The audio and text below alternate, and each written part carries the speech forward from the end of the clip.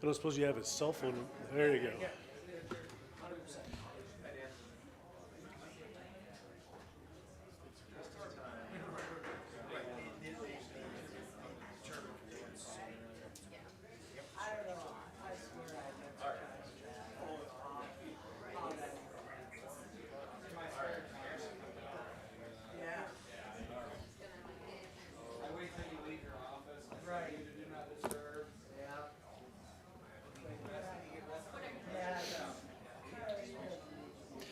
Dust it for fingerprints.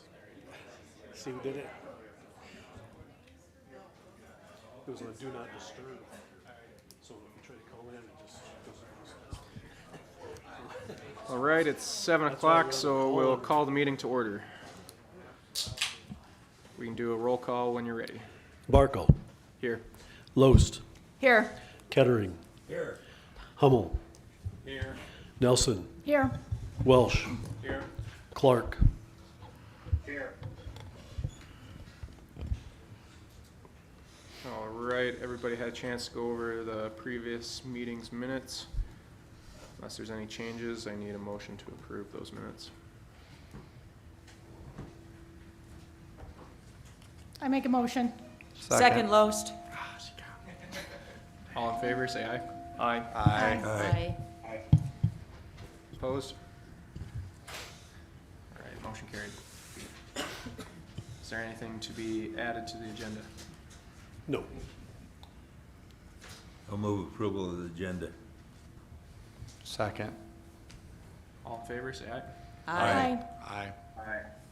Opposed? All right, conflict of interest declarations. Sherry, you want to start us off? Loest, none. Kettering, none. Welsh, none. Barkle, none. Hummel, none. Nelson, none. All right, first agenda item scheduled for 7:05. So we have some time to kill on that. There's no plats tonight, Just have to wait it out. so we have several minutes to wait.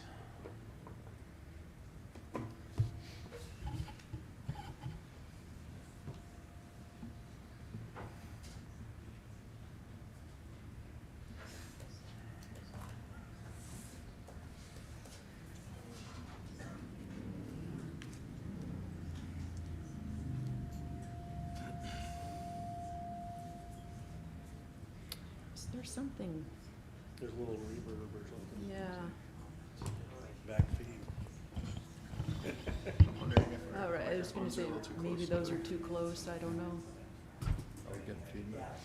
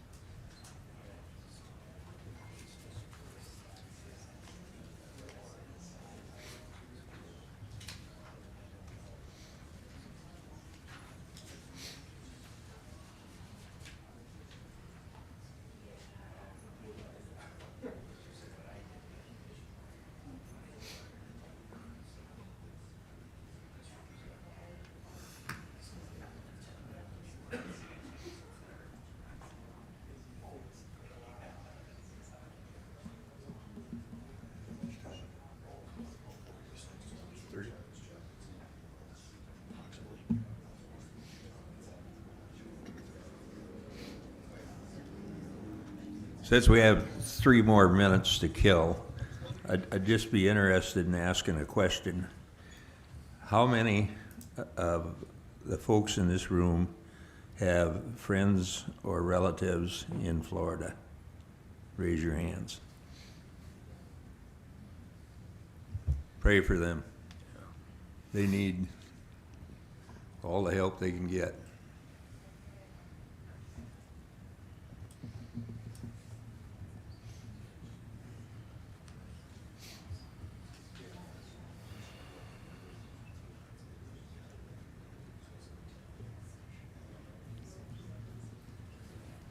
Okay, it's 7:05, so we can continue. First agenda item is the Swan Lake Wind LLC conditional use permit, continuation from the August 13th meeting. As was stated at the August 13th meeting, we took public comment then, so we're not going to continue public comment tonight. Last meeting, we asked for clarification on their business license. Was that provided to Yes. you? Yes, I think all of you got an email with the letter from the attorney. There was a clerical error. They are licensed to do business in South Dakota, and I think there was just a mix-up with something. So that's all cleared up. And I think also you'd asked for some more information and maps, and that was provided. I think you were emailed that, and then you could pick up the hard copies in our office. Yep. So they provided whatever were requested. Right, and then I guess, next year I wanted a chance to go over some of the new information that, or clarified information that you provided to us. I believe GoCon wanted to go over some stuff, but I guess since he's not here, if anybody else. There's copies of the presentation outside. We just have a brief 10-minute at most presentation, Mr. Chair, to kind of go through some of that. Sorry. Thank you.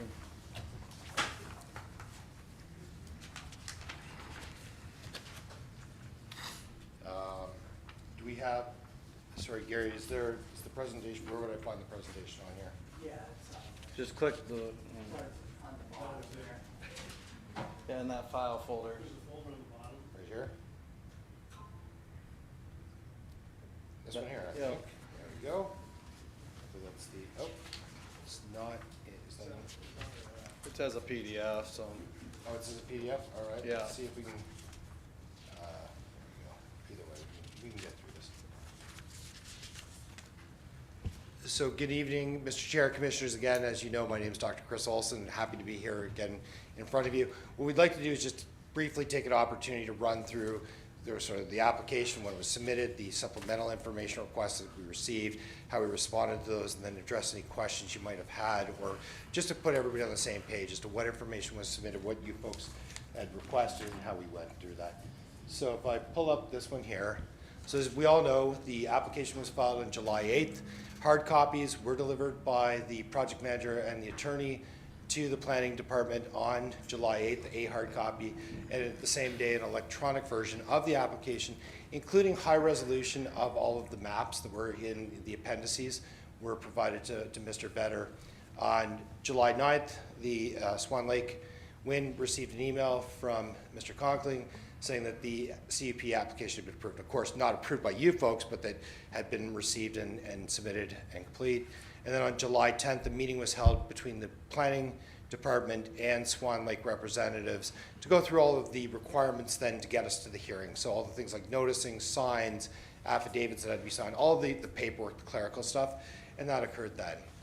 And then of course, as we go through the application, what I've got up here is simply the section 18 of the ordinance, the required information for a permit. So this is right out of the ordinance. And I just want to point out that we believe, and Swan Lake Wind believes, that all of the requirements that are required from you folks were submitted on July 8th, and including, PDF as well as hard copies.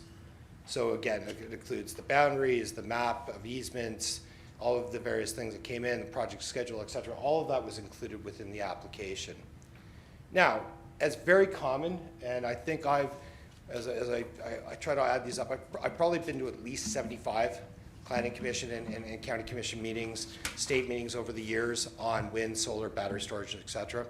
And it is very common, and, you know, I've seen for your planning commission, whether it's a wind application or other applications for CP, you often have additional questions and information.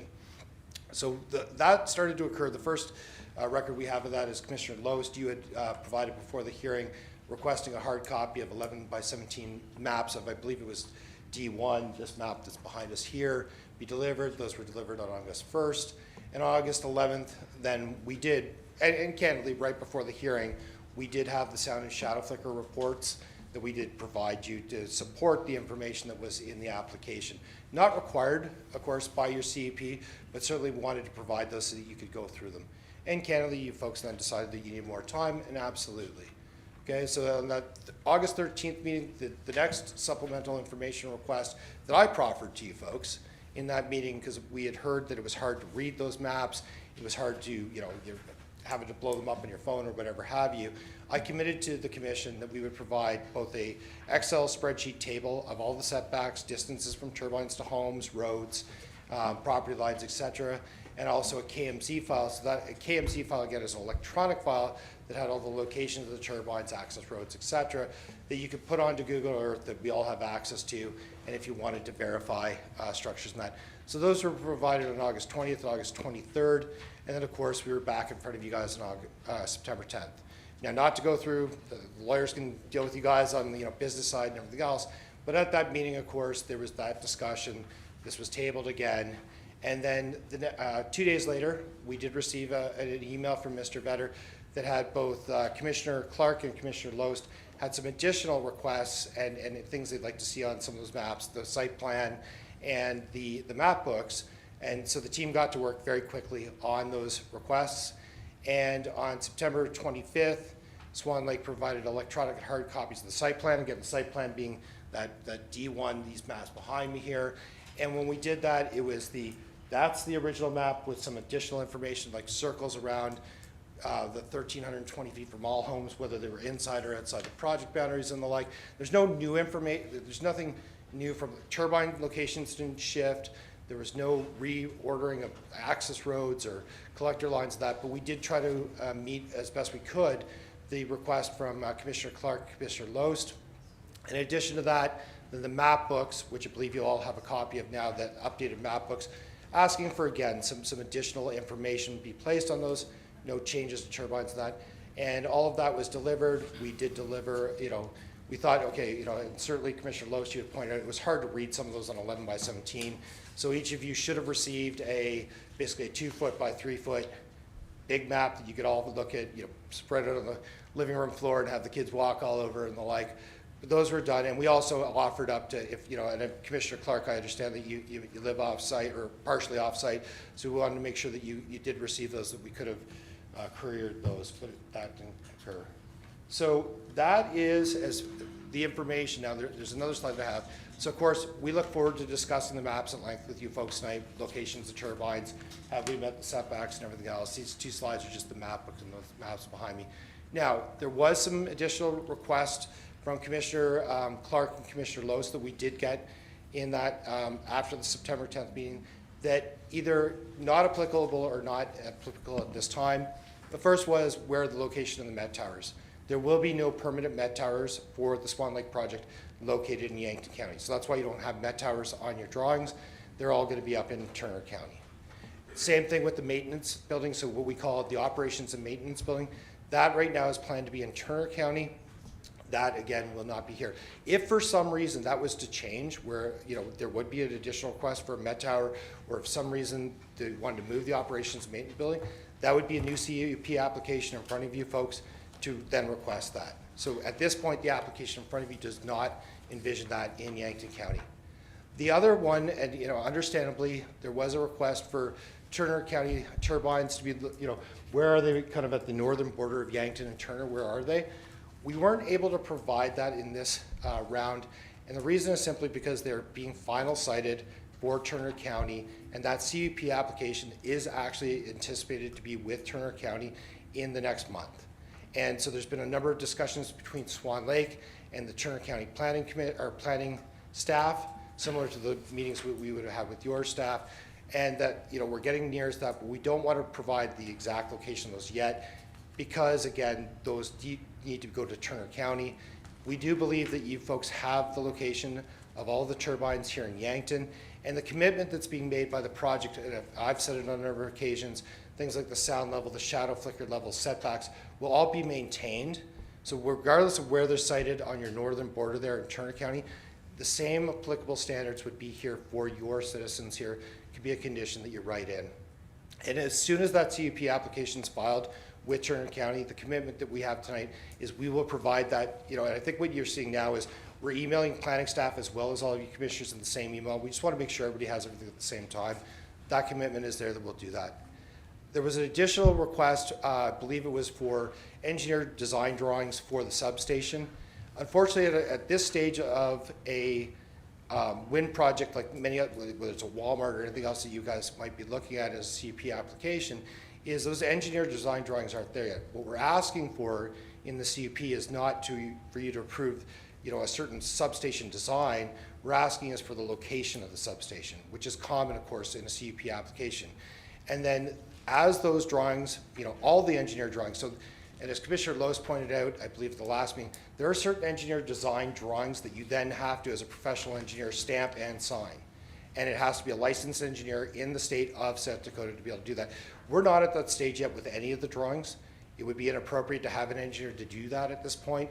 When those drawings are done and ready to go, and then especially for things like, and we often see as a condition of approval in CUPs, is that as-built drawings, and what I mean by as-built, if you're not familiar with the engineering world, perhaps like Commissioner Clark and Loest are more familiar with, as-built drawing is then the engineers say, okay, here's where the turbine locations are, they're exactly right here, these are the designs of the turbines, these are the collector lines, the substation, those are stamped and signed drawings that then get submitted, typically to the PUC, not often, sometimes with county commissions, and certainly those can be made available at the appropriate time.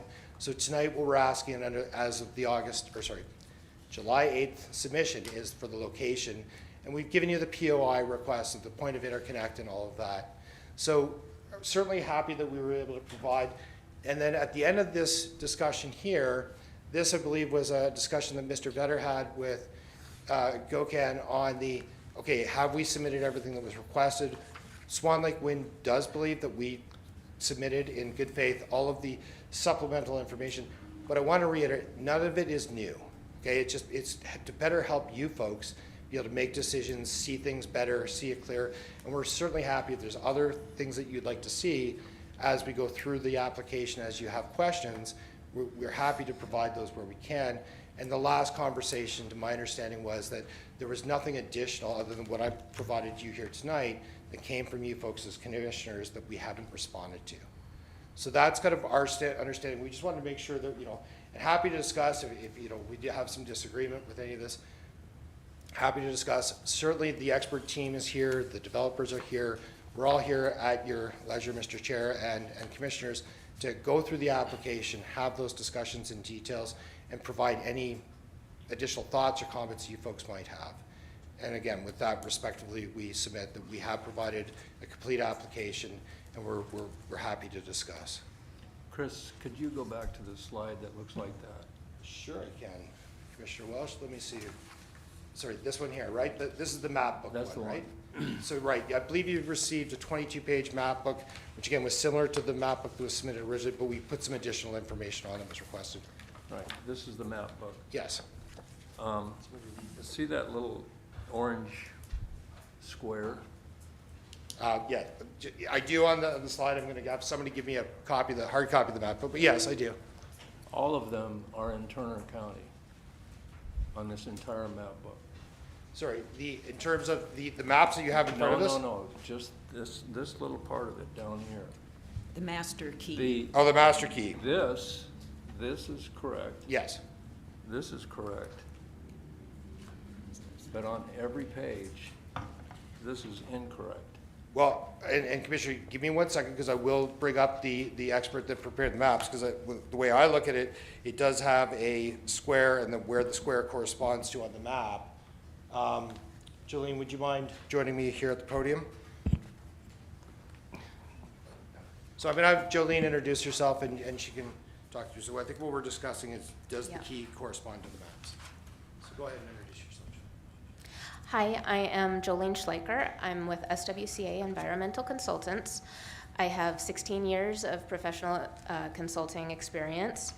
I personally myself did not prepare these maps, but my team did. And you are correct that that box does not correspond with those, with where it is. That is in Turner County. Right. It's that way on every page, Yes. just to let you know. Yeah, I appreciate that, and I apologize for that mistake. No, you don't need to apologize. The question is this: how can something like that get through the review process? And if it can, how can we have confidence that all of the rest of the information on the maps is correct? Commissioner, we were focused on getting the information, the measurements, all of the distances, getting those correct, and that is why that slipped through. We were trying to get you that information in as timely a fashion, get you these maps in as timely a fashion as we can. And so focusing on those the pertinent, the details that were requested was our bigger focus than on that box. Jolene, Of if I course. might, Commissioner, just if I might, because there was, and it, yeah, agreed, like that is an oversight, it is a mistake. Right. What I can tell you with each of the maps in D1, so this map, as well as each of the maps and the distances here, they went through a rigorous quality, they missed the little key thing down here, but they went through a rigorous quality assurance program that involved both the SWCA program, as well as the internal engineer and design team at NextEra, as well as another third-party team that prepared these maps. So receptor verifications were done. They then re-examined each of the homes to make sure we had the right location.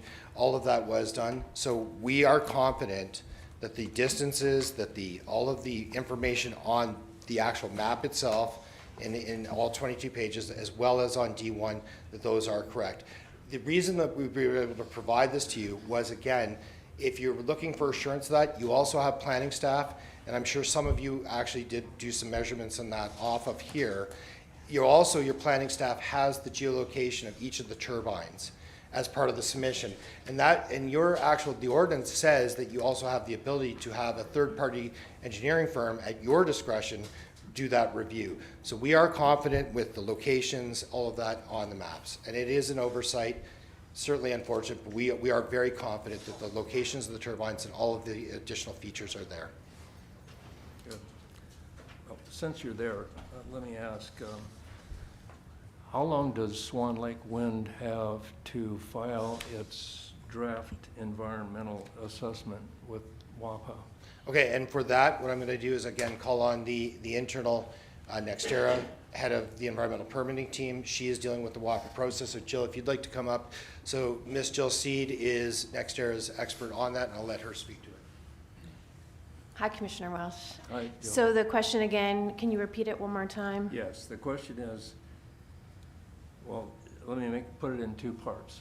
Has Swan Lake Wind LLC filed its draft environmental assessment with WAPA? We have not. Okay. How long do you have to do that? There's not necessarily a set time frame.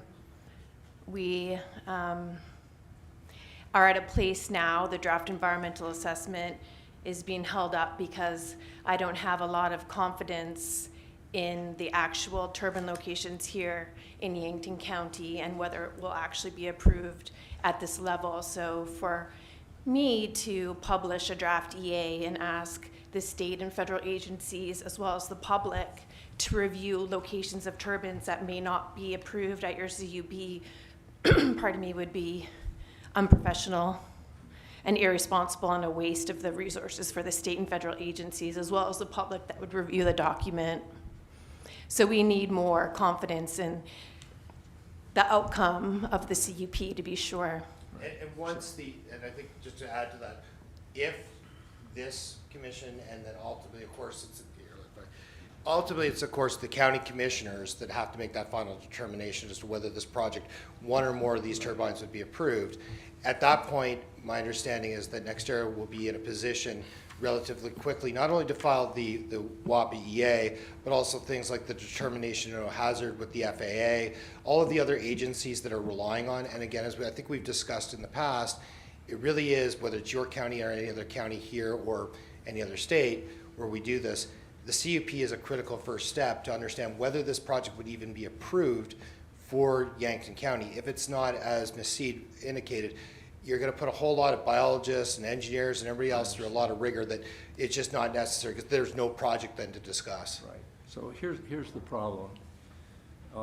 The Yankton County zoning ordinance defines a conditional use as one that would promote the public health, safety, welfare, morals, order, convenience, and appearance, prosperity, and general welfare.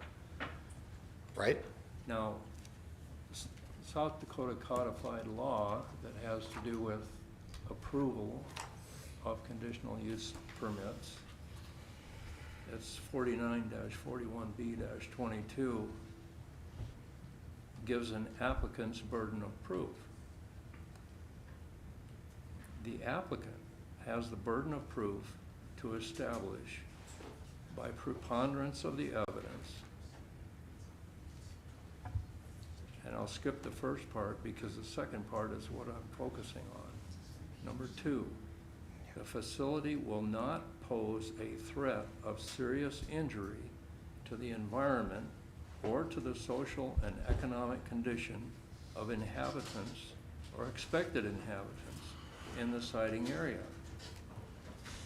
The applicant that holds a conditional use permit is determined by the PUC when this applicant goes before the PUC that they have passed this test. So in other words, the burden is on us.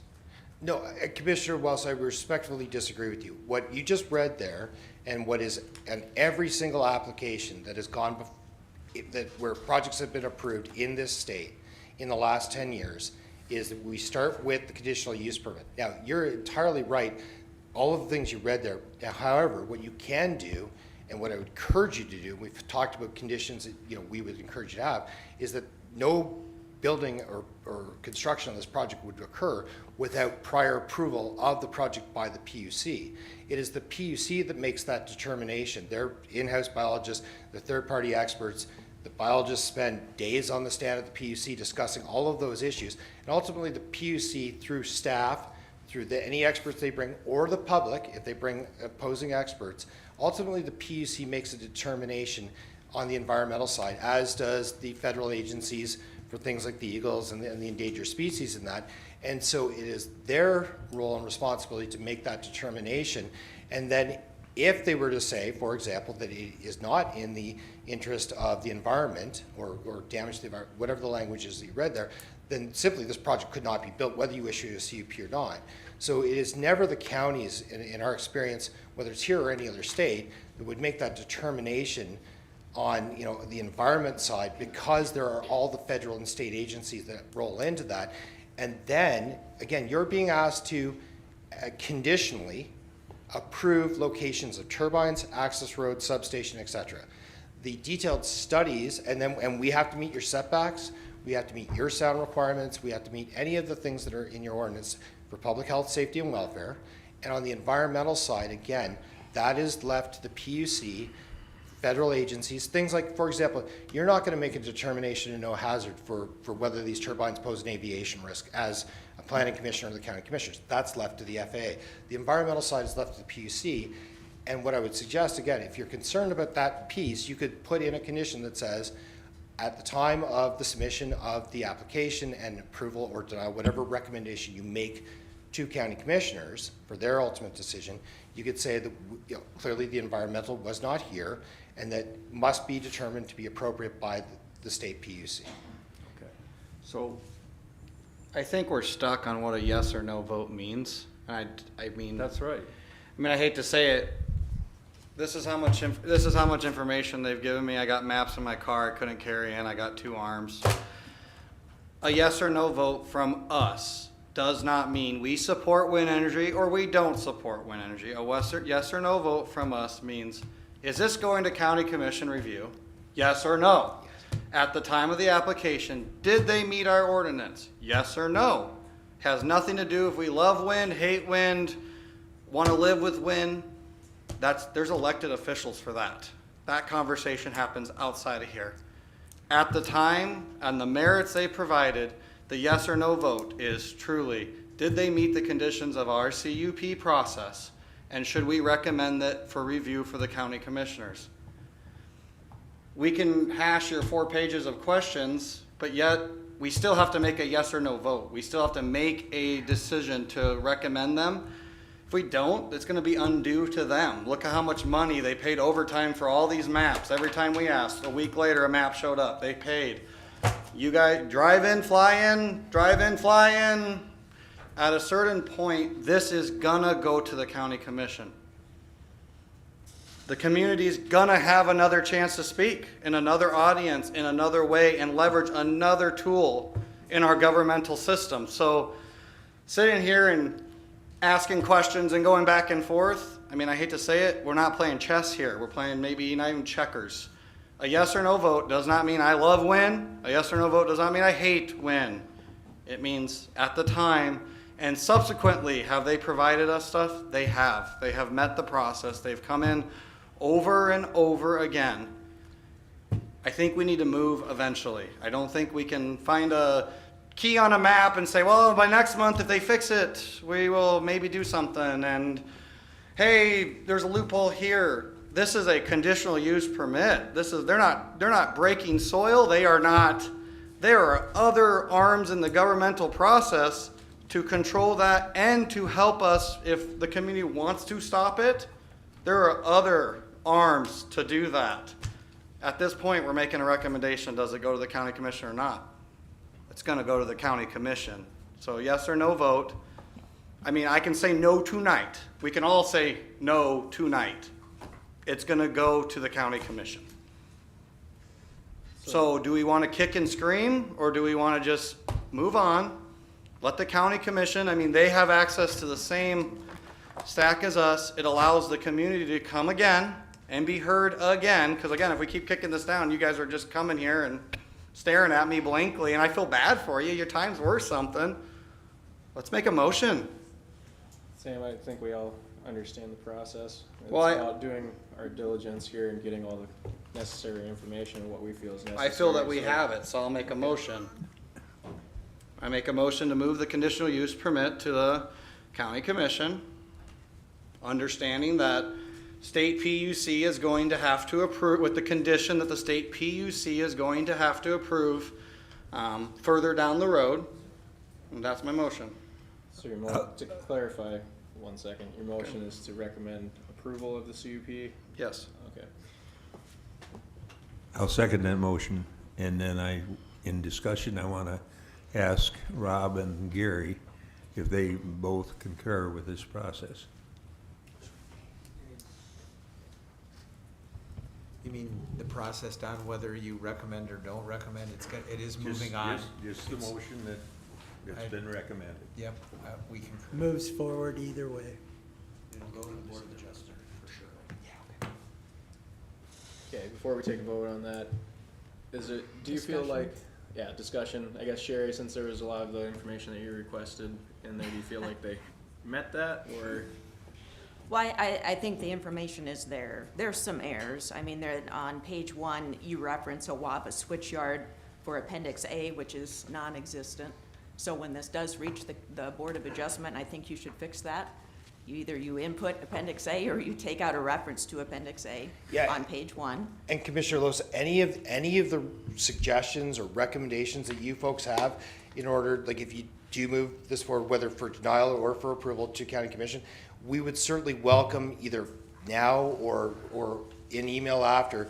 If there's anything that you found in there, we can discuss tonight, or we can make sure that those things do get fixed. Okay. prior to it being in front of county commission. Okay, so we're just gonna discuss here, Yeah, so go ahead yeah. and sit down. So on page 6, you have transposed 2065 should be 2605. Again, it's just a clerical error, but you need to fix it. Page 10, you reference 2% for the decommissioning. You've said your project is 400 million, so I'm assuming that's 8 million. I don't know if you want to go ahead and put that in your booklet or not. Appendix F, where you have your parcels listed, you have 2 that are duplicates. 08, 013, 300, 040 on F1 line 1 and on F5 line 4. They're the same parcel number. 04, 028, 400, 020 on F1 at the bottom and on F3 line 24. They are the same. On page 1, you reference 142 parcels, and your list shows 141 with 2 duplicates. So something's not matching there. I think that needs to be clarified. I did find it interesting in your decibel listing, I think it was in your PDF, you had some sites at 24,000 feet, and they were showing a 15 decibel. I was told that my back porch was 35 or 40 when I'm sitting there and it's dead quiet. So I do question why you even list things that have 15 when they have no merit. I mean, I don't know why that's listed there, so maybe you should clean up some of that data and maybe you just include it for inclusion's sake. I did have a question on your sound map. You have different sized bubbles around towers because you have 2 different towers, 2 different styles of towers. You have an NR0106, there's 22 of them and they have smaller bubbles than the other 15. So, Commissioner, if I can get somebody to hand me the sound report. I do believe Is I can there a answer you. difference in the motors? So what it is that there are a number of towers. So again, we designed the project to meet a 45 decibel sound limit at all non-participating homes. In fact, it was for all homes. What happens is in order to do that, and the requirement there, your requirement is 60 decibels of the property line. If we were to take that to the PUC, they'd throw us out because the PUC doesn't have a rulemaking, but they have basically a rule of thumb where they will not approve a project over 45 decibels at a non-participating home. In order to achieve that, so it's the same turbine model, but what we can do is for each of those turbine models, the sound is a function of how fast the rotor is spinning and the like. So what we go into is called an NRO mode, noise reduction operation mode. So what happens is you can then take it down, you can slow the turbine, some of those turbines down a little bit. It will then, when you do that, it will reduce the noise level by 1 decibel coming from the turbine itself, 1 decibel or 2 decibels or 3 decibels. So what the noise experts do is they first run the model. If everything's compliant at full operations, full tilt for all turbines, and it all meets 45, no noise reduction model. As soon as you do a noise reduced mode, it costs a lot of money on the economics for the power output, so it directly affects the power output. But that's okay, we need to meet the sound limit. So where the bubbles that are a little smaller around those that are in NRO mode, it's because they are emitting less noise in order then to achieve that 45 decibel at the home. So you're restricting them. We're restricting them. Same turbine, you're restricting them. And what I would strongly suggest, and what I'll tell you is going to happen at the PUC, and again, if you're looking at a conditioner for the county commissioners, anywhere where we identify a turbine that would be in NRO mode, that it writes in that thou shalt operate that turbine in that NRO mode. So they're not able to say, oh, we're gonna put it in NRO mode, but now we're gonna turn it up later. You're not allowed. To your question on the 24th, why the 24th, I had the same reaction on like when I first saw the sound report. Why are we going 4 miles, 5 miles out from turbines? What that simply was is a function of they actually went 2 miles from the project boundary to all homes. Normally we would only do 1.5 or 2 miles around each turbine in the homes. So there are a lot more homes that were included that normally we wouldn't. And that 15 or 20 decibels or whatever, that's the turbine itself alone. I'm happy to go back as one of those and take it that we would do what was typically required by the PUC or other states, that we show another table of just all the homes that are within 1.5 miles and make it a lot easier instead of scrolling through all of those tables. So if that's 15 is just from the turbine, do Yes. all the other readings for the homes that are right by the turbines include just the noise Just the from noise from the turbine? turbine, yes. So that doesn't include any background noise No, that so chimes in? so yeah, the way the sound report is done and the way the statute is in both your ordinance, but as well as with the PUC, is that it's wind turbine noise alone. And so that wind turbine, where that 45 decibels, that's just from the wind turbine or less. Any of those are just what the sound would be expected for the turbine. In this area of the world, in Yankton County, rural Yankton County, we would expect, if you were to do the noise studies, and there's a number of published papers, we could provide them, where the background or the equivalent noise level, for an annual operation of just without turbines or anything else, your existing condition, is gonna be somewhere between probably 39 and up to about 44. It's just nighttime, rural, quiet is around 39 to 44. It will depend on the location. You could be a little higher, a little lower. So, but yes, this, and it's very common across the states where you're dealing with the turbine noise alone, and that's the restriction. That's where all the studies have been done, all the science, all the health and everything else. So on the site plan, the difference between the red and black towers is that NRO as well? On this map here, I'm gonna have to go back to the maps, and so I'm getting, yes, that correct. is correct, Commissioner Okay. Lewis, thank you. That's what I Yeah, assumed. so, yeah, it is the same turbine NRO mode. And again, I would encourage that, if you're looking for conditions that you want to put forward to as recommendations, that could be one of them. Okay, thank you. Yeah, you're welcome. Thank you, Commissioner Lewis. So, I know there's a big question around what ordinance applies. Our current ordinance took effect October 3rd. That's correct? The one that's like today, what is online is the one that was just passed, Yeah. Correct. October 3rd. Okay, so this is October 8th. So there's some folks that feel, and if you look at some case law, the verdict of the courts is that the law in effect at the time is what applies when you make that decision. There was a South Dakota Supreme Court case that referenced it, and they referenced many back to the 90s, the 80s, et cetera. And it goes kind of to, if I can get, the general rule is that the law to be applied is that which was in effect at the time of decision. Now, the interesting thing is, as was stated earlier, we are not the decision-making board. We are the recommendation board. So the Board of Adjustment will hear this in November, and I think it's the 8th, because it's election week, it's probably November. 7th. Is Wednesday? Thursday, 7th. Thursday, oh, November 5th's the election? Yes. Oh, here I've been thinking it's the 6th, man, I better change that. So some folks, I mean, and I am one who feels that there is a case to be made that our newly adopted ordinance should apply to this application. Now, it is not up to this board, because we are not the ones who have to defend it. That would be the Board of Adjustment. So if you take the other stance that the old ordinance, so I'm gonna say old because it is the old ordinance now, would apply because the application was filed in July. So if we take that view, we have discrepancy. When you look at page 182, under our setbacks, it said wind turbines shall meet the following minimum spacing requirements. When you go to the section for Planning Commission under conditional uses, item H said, we have a whole list of things, ingress, egress, off right-of-way parking, et cetera, and you get to H, it says general compatibility with adjacent properties and other property in the district, and that the granting of the conditional use will not adversely affect the public interest.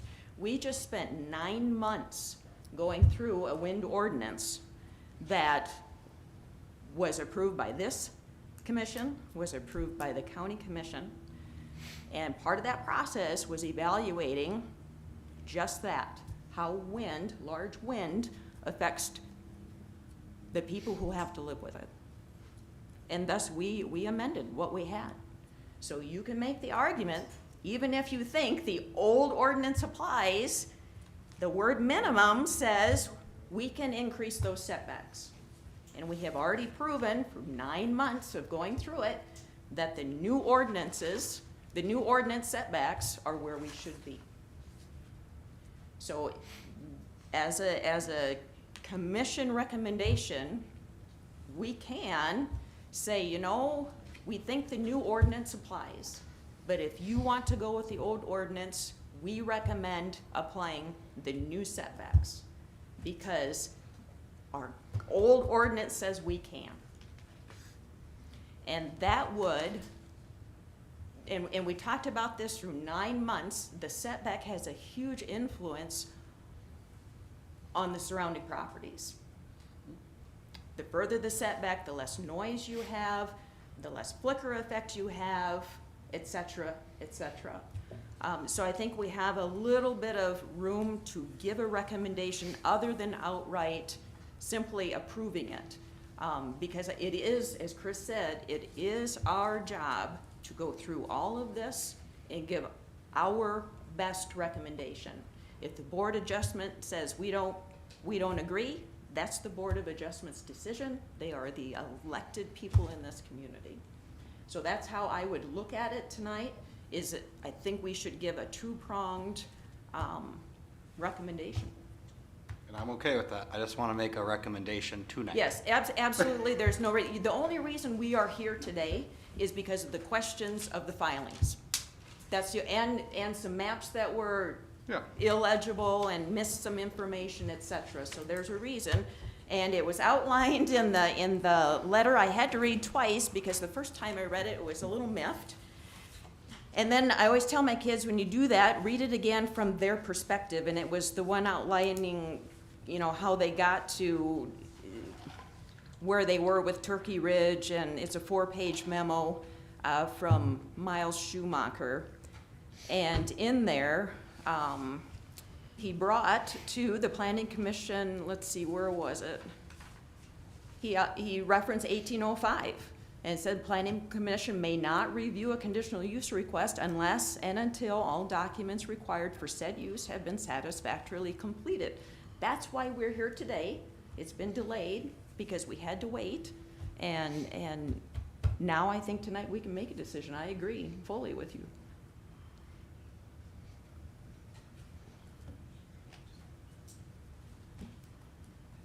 And I guess, Dan, I guess I'd like to ask you if the maps and everything were to your satisfaction for the information you requested? Yes, they provided the relevant dimensioning for sheets 1 through 22. Yes, it was a good job. However, having said that, you know, a project of this magnitude to the citizens of Yankton County, I would have expected that in the first submittal, which makes me question the entire submittal and its completeness. Do we require it for the first submittal of the CUP process, or was that supplement information? That's the question is in my eyes, they have given us far, far more, and it is a lot larger project than I've ever been a part of. I'll admit that. But they have provided us a lot of information. The question is, was that required at application or after review? Well, requesting the additional information showing the different setbacks and everything, to me, it's their burden to prove that they're meeting those setbacks, and if True. they can't tell that based on their provided information, they should give us more. I can support that. But Okay, my thoughts. I think they followed the ordinance that was in effect when they made the application, and I think they provided us with all the information that we've asked. There may be a minor error here or there. In a big business, there's always a minor error here or there.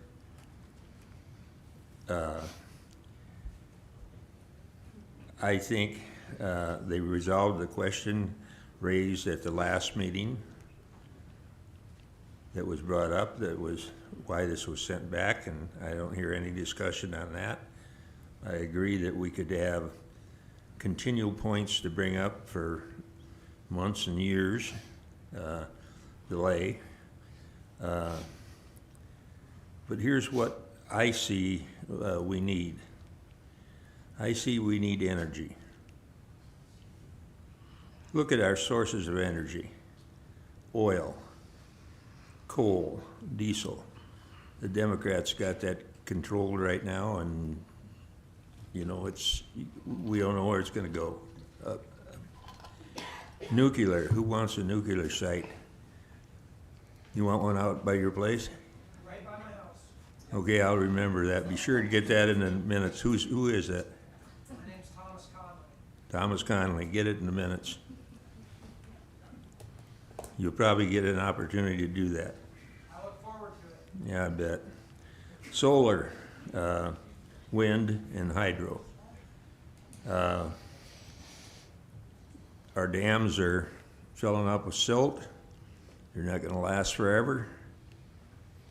We're pretty comfortable with them down there, but they were 100-year dams, and they're already 70 years into the cycle.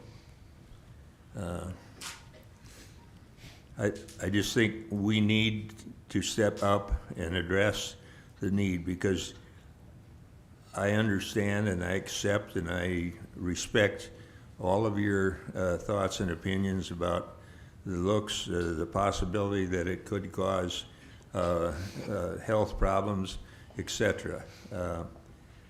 But I would hate like hell to be in a situation where we had total blackouts in the wintertime up here. And our energy comes from those 6 or 7 sources, and all of them have to work together to get. I've talked to some farmers that irrigate, and they get told they can't irrigate in Yankton, South Dakota at certain times because there isn't enough energy. I think we got to concentrate on the need for energy and forget about some of the minor details that perhaps have been overlooked, but in every case, they've agreed to rectify them in a very timely manner. That's my thoughts. Now I'd move to the question. I guess, Sam, I'd like to propose a recommendation for an amendment to your motion, I'll support it. that the planning commission approve. You gotta vote on moving my motion first. We had a motion from Sam that was seconded, so we Oh, either have to okay. withdraw that or Okay, amend it. yeah. I'll hear the amendment before. I guess the amendment I would propose is that we recommend approval to move on to the commission, the county commission, but that the commission apply the new setbacks from the new ordinance that's currently in effect, for the minimum spacing, and that they would reject the towers that do not meet those setbacks or have waivers. Basically following the new ordinance.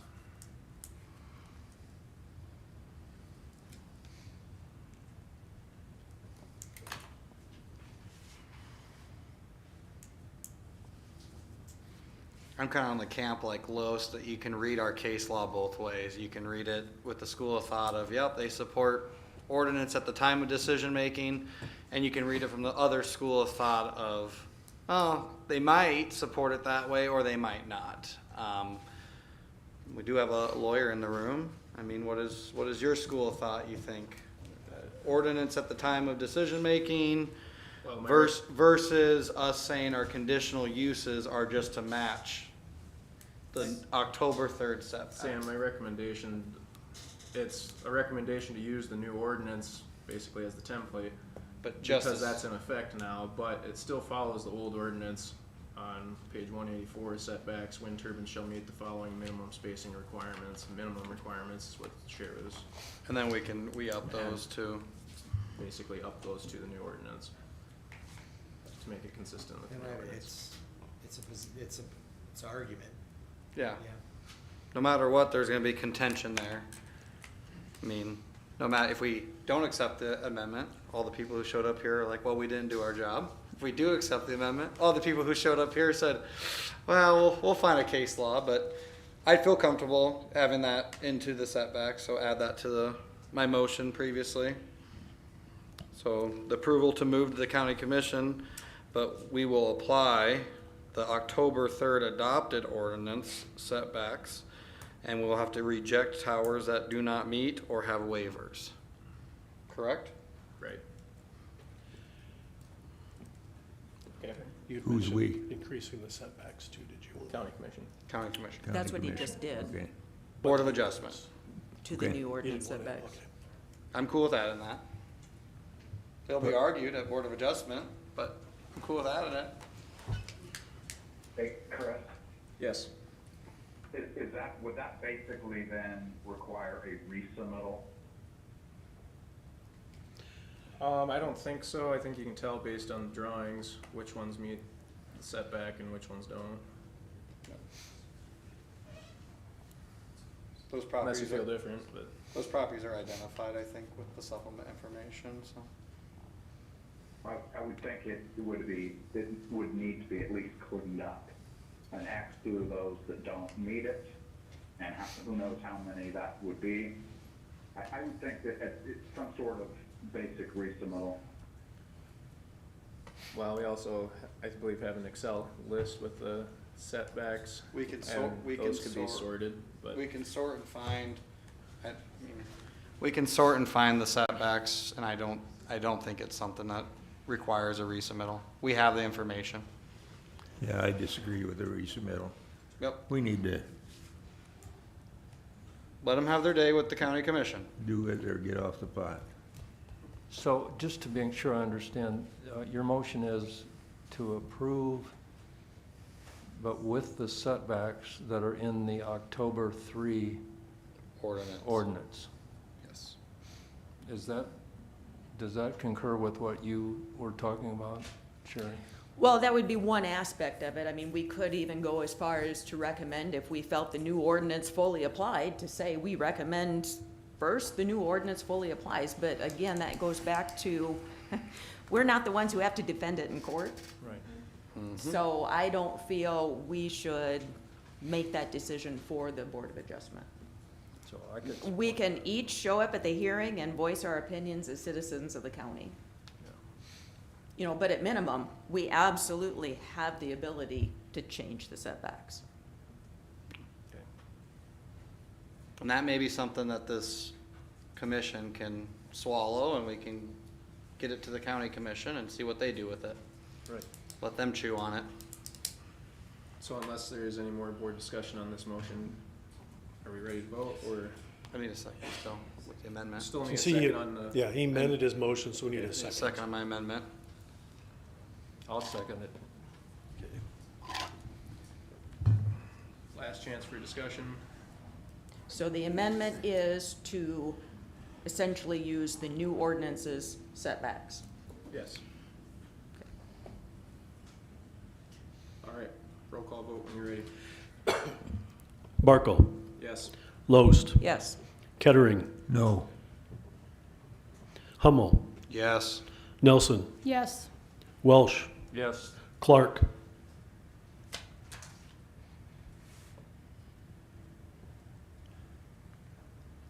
Dan, are you there? Sorry, yes. Yes, you're there, or yes to the motion?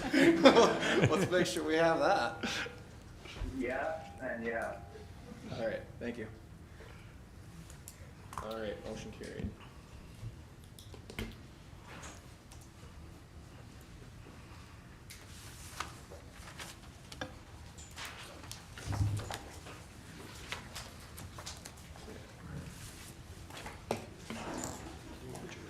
Moving on, we have the floodplain ordinance adoption. Floodplain time.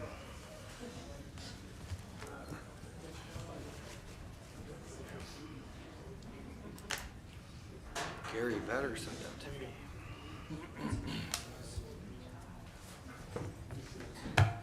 shut off on me?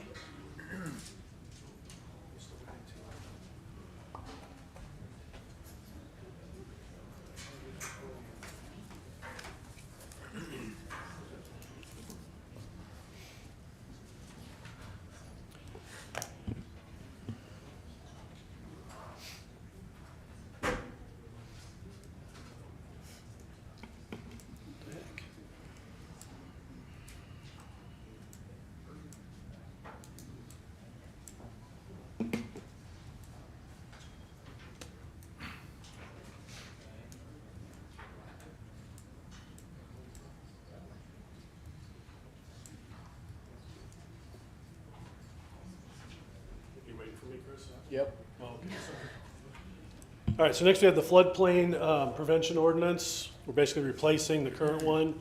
There are not a lot of changes. The biggest change is in Article 3. Scroll down there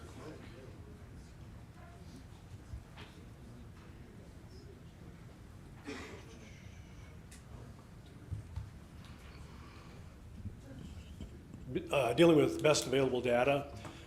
There's some key, you talk to different FEMA reps, there's some confusion. We're supposed to be using any best available information they provide for us. But once in a while you'll get a FEMA rep that says you don't have to. So if we run into that, it's in our ordinance. If next time we get maps, hopefully none of us are around when that happens. But we will use best available information. So if we have that, even though it's not approved, we have to follow it. Bottom line on this is we either pass it or Yep. we're done with FEMA. Yeah, pretty much. It's a requirement that we have it. Yeah, it's primarily- basically a mandated requirement. Otherwise, we'll probably get the NFIP program suspended if we don't move forward on it.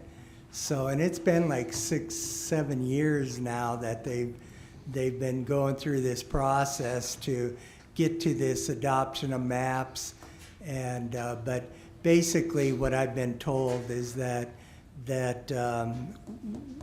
we could possibly lose the NFIP program and all its funding and all the insurance policies if this is not adopted, basically.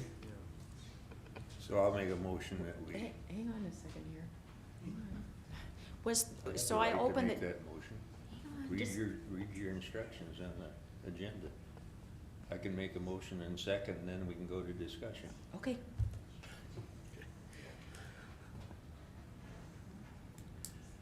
So we have a motion Motion for what? Yeah. to approve What it. did I say? I To didn't approve hear- it. I couldn't To hear. approve it. Okay. Oh, Okay. So we need a second. Second. All right, board discussion. So I opened the documents and I didn't see any red language. Was there, whole thing is. the absolute whole thing is Yeah. Bing, so the old one is out and the whole thing? Yeah, Okay. this totally replaces the old ordinance. Different name, everything.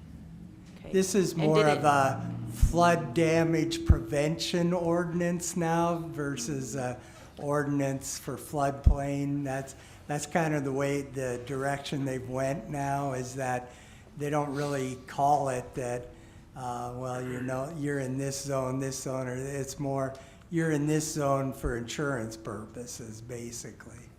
Okay, so did this go to all the counties? They all have the exact same ordinance now? No, there are little things that could possibly be changed, like the city doesn't do the 1 foot above base flood elevation. Yankton County always has, but they don't go to that level. So there's a few, not very much, but they are using the best available data. That'd be an example of something they aren't required to do.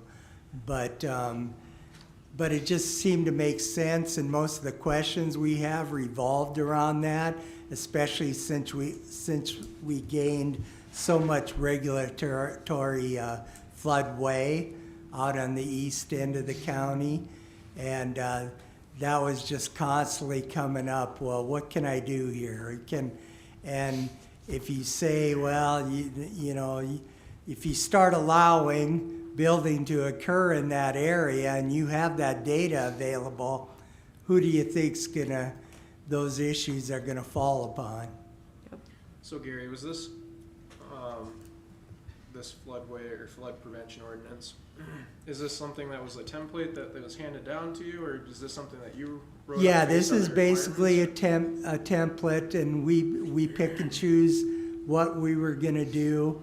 And like I said, beyond those 2-3 things we just talked about, that's about the only thing that changed for the most part for us. But it just seemed to make sense. We're taking it to the level that they feel and we feel that it probably needs to go to. and we'll go from there. And FEMA reviewed this, so I think if we make changes, they're gonna have to review it again, is that correct? Yeah, depending on what changes would be made, they'd have to review it again to see if they were okay with it.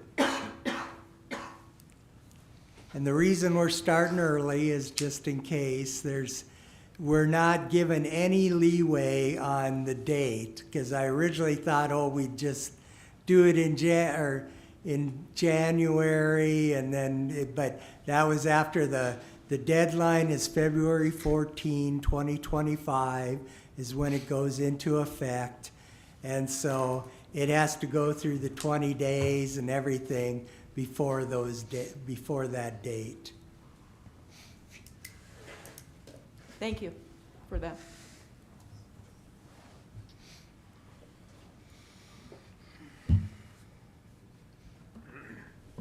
So is there any other board discussion?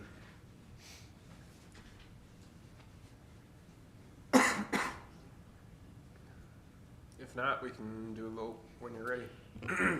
Barkle, Yes. Loest, Yes. Kettering, Yes. Hummel, Yes. Nelson, Yes. Welsh, Yes. Clark.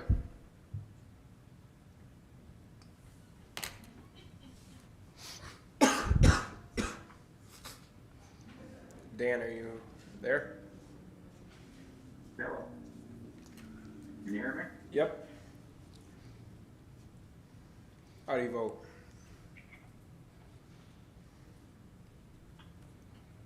No. Lost him. Just lost him.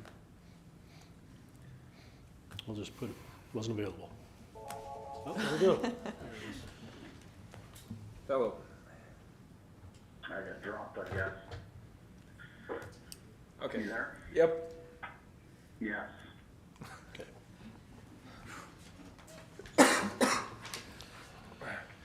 Motion carried. Okay. On to the Kleinschmidt rezone. I don't know what's going on with the projector.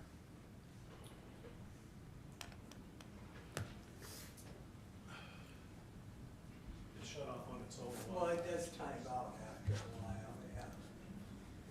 It's going around. What's the number? Let's see here.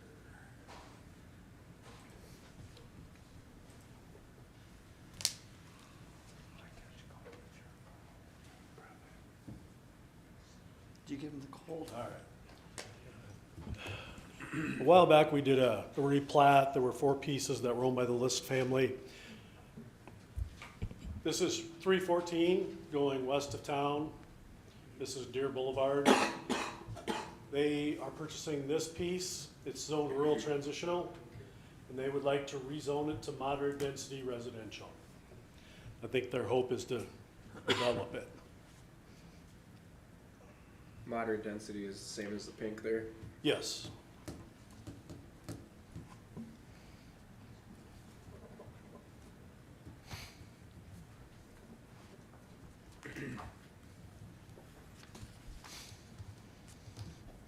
It seems to be where all the development is taking place.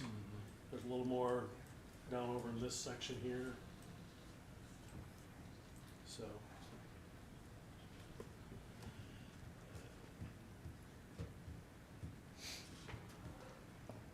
And again, a reminder that moderate density, that's 1 acre lots. Correct. I think they've got 18 or close to 20.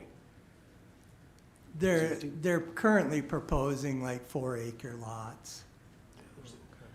There's 18 acres in that parcel. Is there road access Yeah, already? when they replatted this, and I think something else. There is an easement. I think they had to move it to this side to meet the South Dakota DOT requirements, distance between entrances, but there is an easement that runs all the way down one of the property lines. We haven't seen those plats, correct? Not the Correct, four it's Yeah. just that they have to go through the rezone first, and Right. and then they did a prelim plat that they showed us, but they haven't got a final plat in the works yet to see whether they want to go 1 acre, 4 acre, or what they want to do, so. Okay. The big question, the big question out there is water. And unless BY Water brings some more lines in, they can make them 1 acre, or they can make them 4 acres, there's not gonna be any water, or very little.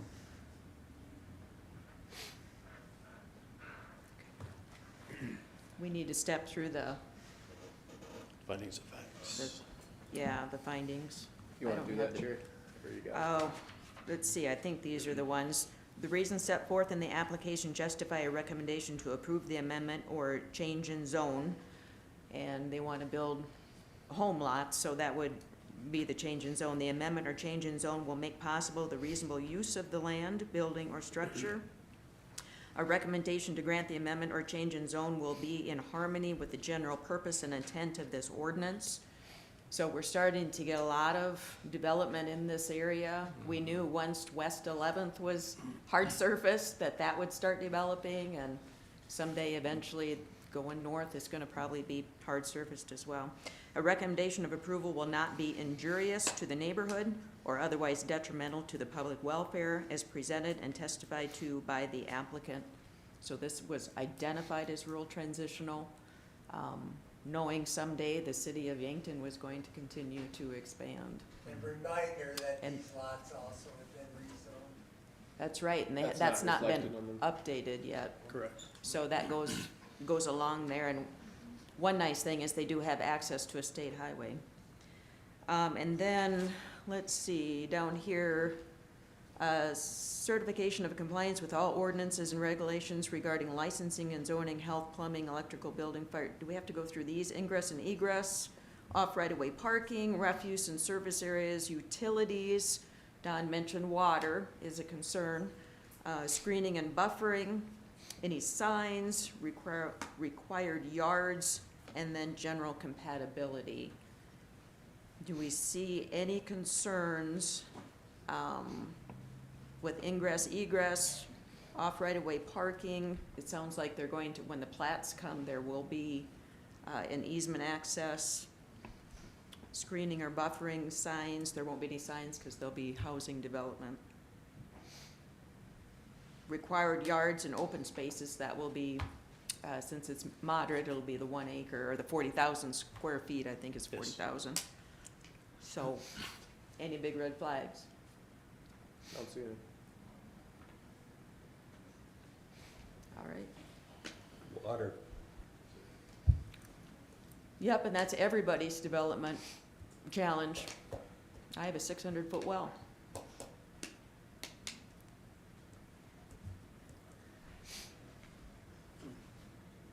I would make a motion to approve the rezone. Second. Unless there's any discussion, we can do a vote. I think the issue on water is not whether you have your own 600-foot well or you use a rural water, but I think the county needs to take a step to work with BY Water to help plan a reasonable area out there. And, you know, we've been pretty quiet with that type work, but I think if we wanna approve housing, they've gotta have water. And we gotta have BY Water. What about sewer? Where do you Probably s- do. But where do you stop? I mean, with the county's responsibility, you have developers, you have people who own land. And part of that is that separation of government and private is. So the city and the county need to get together and start working on it. But we need to get a program.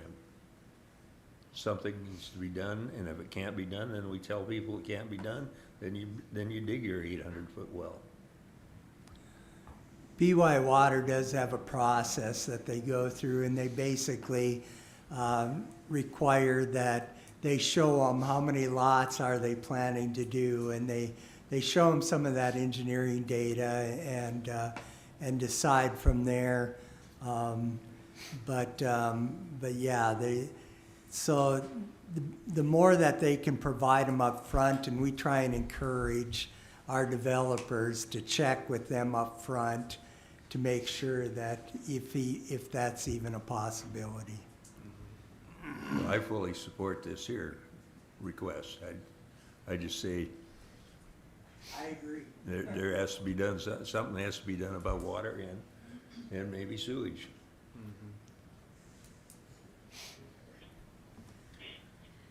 Okay, unless there's any other board discussion, we can move on to a vote. Barkle, Yes. Loest, Yes. Kettering, Yes, Hummel, Yes. Nelson, Yes. Welsh, Yes. Clark. Yes.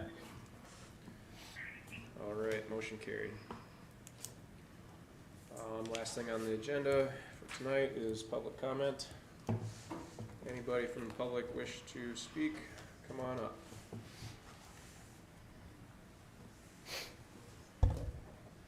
Seeing none, I'm going to close public comment. We need a motion to adjourn unless there's anything else from the board. move we adjourn. Second, Loest. All in favor, say aye. Aye. Aye. Opposed? We are adjourned. Good night, Dan. Good night, Dan. Hey, Dan, we gotta quit meeting like this on the phone, man.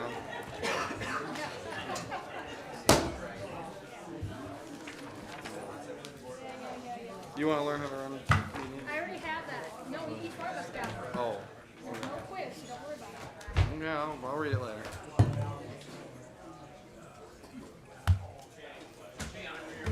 Okay. First night, there's not a pile of plats to sign. Really, yeah. Saving up. Oh, yeah? There's about 3 or 4 of them. Well, that's the way it goes.